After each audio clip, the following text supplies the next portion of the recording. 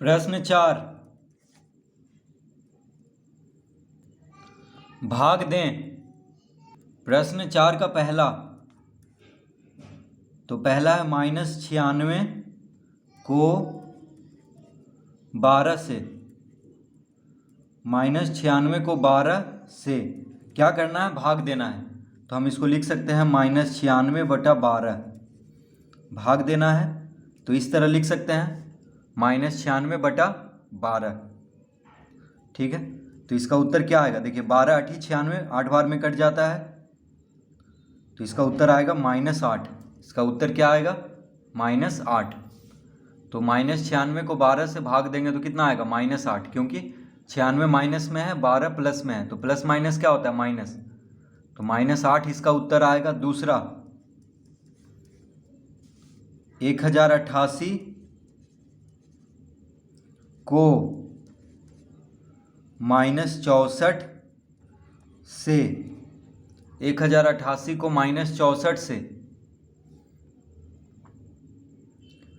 भाग देना है। तो इसको हम इस तरह लिख सकते हैं, देखिए 1088/-64 इस तरह लिख सकते हैं, यानी -1088/64। तो हर के साथ माइनस है तो इसको अंश के साथ कर लेंगे। ठीक है, माइनस कहाँ है? हर के साथ है, तो इसको अंश के साथ कर लेंगे। अब देखिए इसको काटते हैं, इसको हम काटते हैं। 4 से कट रहा है, 16 चौक 64। देखिए 4 से कट रहा है, 16 चौक 64, और 4 से इसको काट लेते हैं। 4 दूना 8, 2 इधर गया 28 हो गया, तो 4 7 28, फिर 8 है तो 4 दूना 8। ठीक है, फिर देखिए 4 से काटते हैं। 4 चौक 16, 4 छक 24, 1 इधर गया 12 हो गया, तो 4 तिया 12, 4 तिया। तो देखिए 4 से 272 को काट रहे हैं, तो 4 छक 24, 24 3 27 होता है, तो 3 इधर जाएगा तो 32 हो जाएगा, तो 4 8 32 लिखेंगे। ठीक है, यानी 4 से 272 68 बार में कटेगा। 68 चौके 272, 68 चौके 272, और 4 चौक 16। ठीक है, 4 से हम काट रहे हैं, फिर 4 से देखिए 68 कट जाता है 17 बार में, 17 चौक 68, 17 चौक 68। तो इसका उत्तर आ गया, इसका उत्तर क्या आ गया? -17। तो माइनस कहाँ से आया? यहाँ पे देखिए माइनस का चिन्ह है। ठीक है, तो 1088 क्या में है? माइनस में। 64 प्लस में है, या 64 माइनस में है, 1088 प्लस में है। तो प्लस माइनस क्या होता है? माइनस, यानी इसका उत्तर माइनस में आएगा, क्योंकि एक प्लस में है एक माइनस में है, तो प्लस माइनस होता है माइनस। तो 1088 को -64 से भाग देंगे तो आ जाएगा -17। फिर से इसको समझ लेते हैं। तो 4 से काटे थे, 16 चौक 64, और 272 गुना 4 होता है 1088। फिर 4 से काटे हैं, 4 चौक 16, और 68 चौक 272, फिर 4 से 68 को काट दिए 17 बार में, और यहाँ माइनस है, तो माइनस प्लस माइनस, यानी -17 इसका उत्तर होगा। तीसरा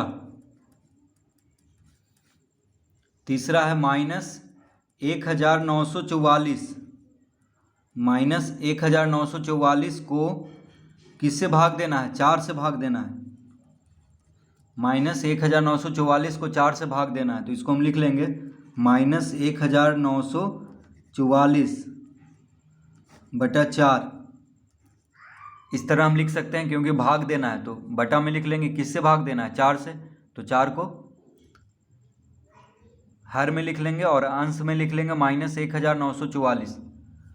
तो 4 से ये कट रहा है, देखिए 4 से ये कट जाएगा, कितना बार में कटेगा? तो 4 चौक 16, 16 3 19 होता है, तो 3 इधर जाएगा तो 34 हो गया, तो 4 8 32, 2 इधर गया तो 24 हो गया, 4 छक 24, यानी इसका उत्तर हो गया -486। इसका उत्तर क्या हो गया? -486। तो -1944 को 4 से भाग देंगे तो हो जाएगा -486 इसका उत्तर। तो माइनस में आएगा, क्योंकि 1944 माइनस में है और 4 प्लस में है, तो प्लस माइनस क्या होता है? माइनस। तो इसका उत्तर आएगा -486।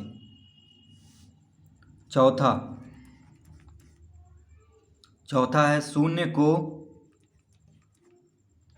-8,962 से, शून्य को -8,962 से, तो शून्य को किससे भाग देना है? -8,962 से भाग देना है।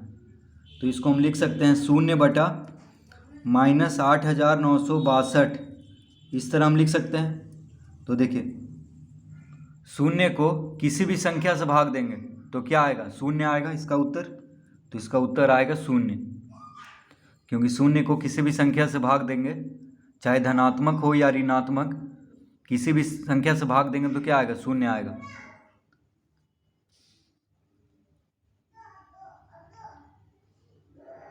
पांचवा प्रश्न, -6,834 को शून्य से, तो -6,834 को शून्य से भाग देना है। तो -6,834 को किससे भाग देना है? शून्य से। तो -6,834 बटा शून्य लिख लेंगे। ठीक है, तो किसी भी संख्या को अगर शून्य से भाग देंगे तो क्या आएगा? अपरिभाषित, यानी इसका कोई परिभाषा नहीं है। तो लिख लेंगे, ये होगा अपरिभाषित। अपरिभाषित।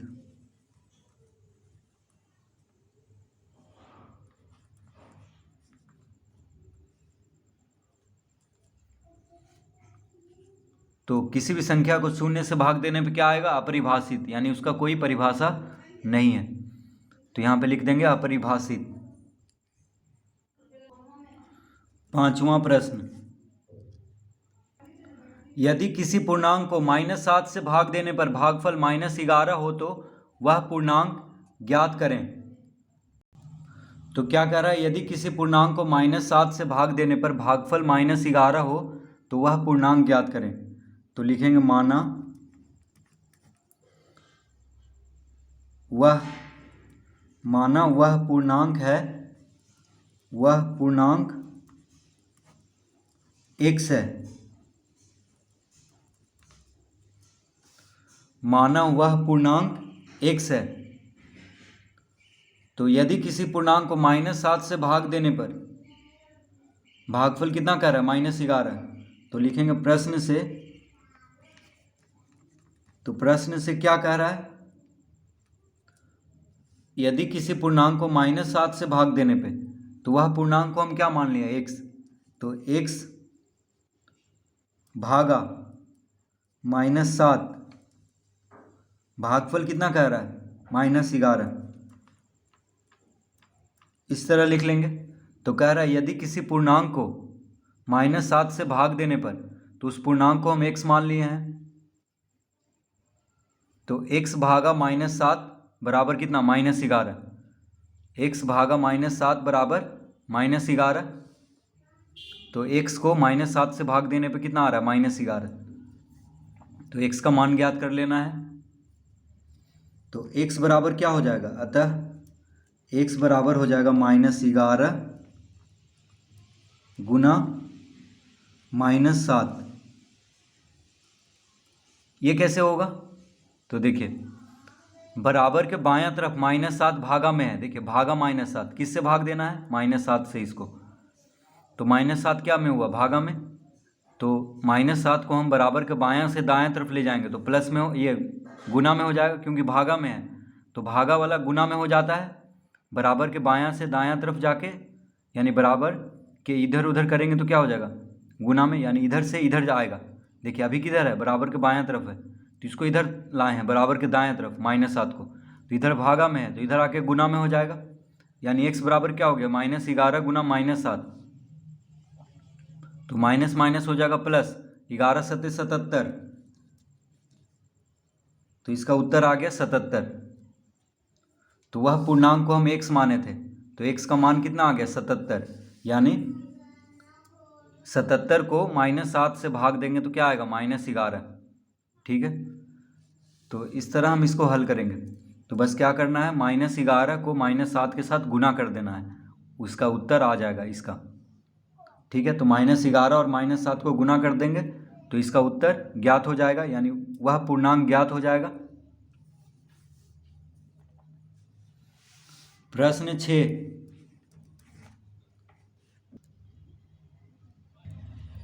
दो पूर्णांकों के ऐसे 4 युग्म ज्ञात करें जिनका गुणनफल 64 हो। तो इसका उत्तर देखिए हो जाएगा 1 गुना 64 बराबर क्या होता है 64। ठीक है, 1 गुना 64 64 होता है। फिर 2 गुना 32 क्या होता है 64। देखिए 32 दूना भी 64 होता है। फिर 4 गुना 16 क्या होता है 64। ठीक है, 4 गुना 16 क्या होता है 64।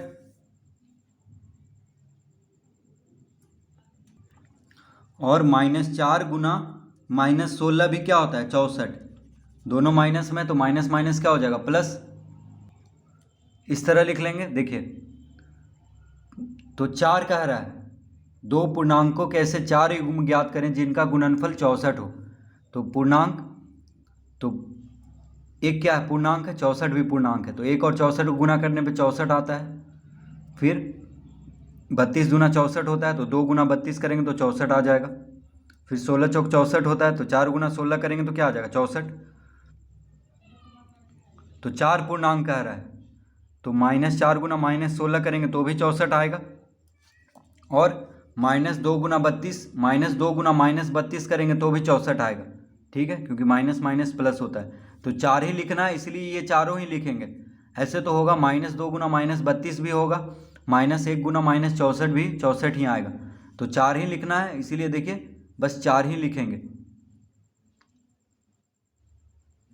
तो इसका उत्तर में लिख लेते हैं। उत्तर क्या हो जाएगा इसका, तो उत्तर हो जाएगा 1,64 1,64 2,32 4,16 और -4